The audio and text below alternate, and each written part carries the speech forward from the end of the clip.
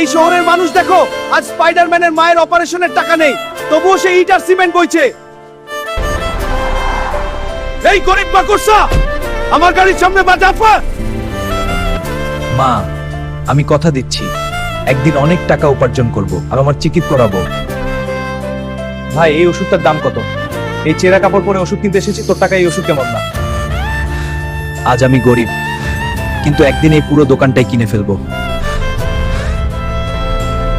কেউ আছে? এই ট্রাকটায় 200 কোটি টাকা সোনা আছে, যে বাঁচাবে তাকে টাকা দেব। 10 কোটি? আমার মায়ের চিকিৎসক, এই ট্রাক আমি নামাবো।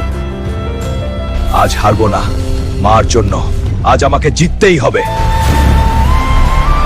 বন্ধুরা, সাবস্ক্রাইব করে আমাকে শক্তি দাও।